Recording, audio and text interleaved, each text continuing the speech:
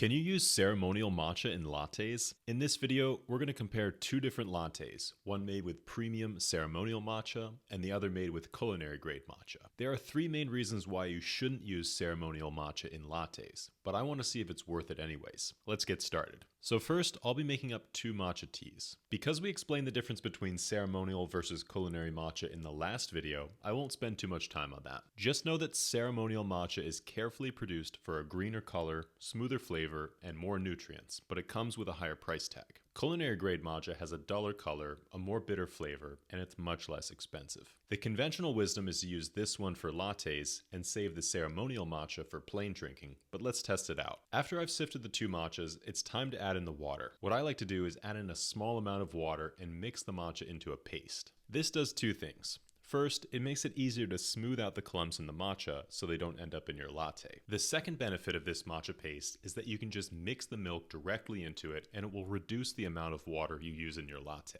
If you use too much water in your latte, it will dilute the flavor and create a watered down taste. This paste is called Koicha, and it's actually drunk in special tea ceremonies. It can only be made from the highest quality matcha or it will become extremely bitter. This one is made with the premium matcha chiran, and I have to say it tastes super smooth even as a paste. For this experiment, I'll be adding a little bit more water in and preparing it as Usucha or thin tea because I want to test the two teas side by side before adding in the milk. As I prepared the culinary matcha, I got curious and tasted it as a paste. The flavor was so bitter and astringent, I needed to pause the recording to wash my mouth out. Definitely would not recommend using this for Koicha. Anyways, I added in the rest of the water, mixed up the matcha, and poured the two out. You can see there's a huge difference in the color of the two matchas. The culinary matcha is a dull yellowish green, and the premium ceremonial matcha is a deep jade green. The culinary grade matcha was extremely bitter and unpleasant to drink, but the premium matcha was smooth with a light floral note. So we've established that you shouldn't drink culinary matcha plain.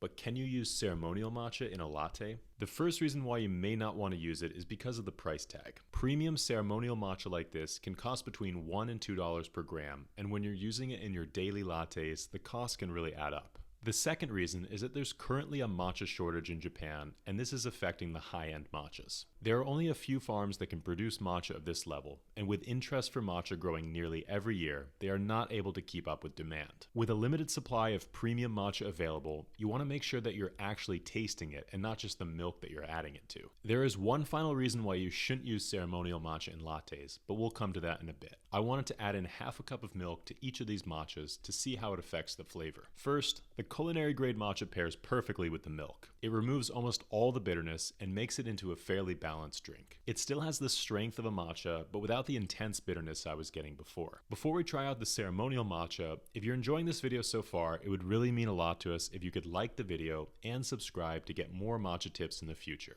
Now for the moment of truth. The first sip of this latte was a bit underwhelming. I mostly taste the milk, and I found it difficult to put my finger on a particular tasting note. This is the third reason why you may not want to use ceremonial matcha in a latte. The taste might actually not be as good. Because ceremonial matcha is meant to be smooth enough to drink plain, the more mellow flavors can actually be drowned out by the milk. It's a real shame because I would have happily drunk this matcha plain, but now I basically had a glass of green milk. Maybe that's a bit too harsh, but personally I didn't find this latte to be too special. I know that many people say ceremonial matcha makes a big difference in lattes, but to me, a matcha needs to have a little bit of an edge so you can get the flavor through the milk. This is why we actually recommend a Yabukita matcha, because it has a slightly more grassy flavor that pairs perfectly with milk. The Chiran Premium is an Okumidori Asatsuyu blend, which are two delicate cultivars that produce super smooth and sweet flavors, but it's kind of wasted in this latte. It's possible that if I did this experiment again with a Yabukita matcha like the matcha seisui, I would have liked the flavor much better. To give this another shot, I thought I would prepare 2 glasses of ice and make iced matcha lattes. Sometimes the temperature of a drink can change how we perceive the flavor. I poured the lattes into 2 glasses and gave them one more sip. For some reason, I found the ceremonial matcha really improved. The smooth, slightly vegetal flavors work really well in a cool drink, and I found it to be quite refreshing, whereas the duller matcha seemed bland and not very fresh by comparison. The best matcha we found for lattes is the latte grade matcha from Mr. Masuda, which strikes a good balance. It's grown without pesticides and it's made from the Yabukita cultivar, so it has a stronger flavor that pairs well with milk. It's made from later harvests, so it's 1/6 the price of a premium ceremonial matcha, and the trade-off is that it won't taste as good when you drink it plain.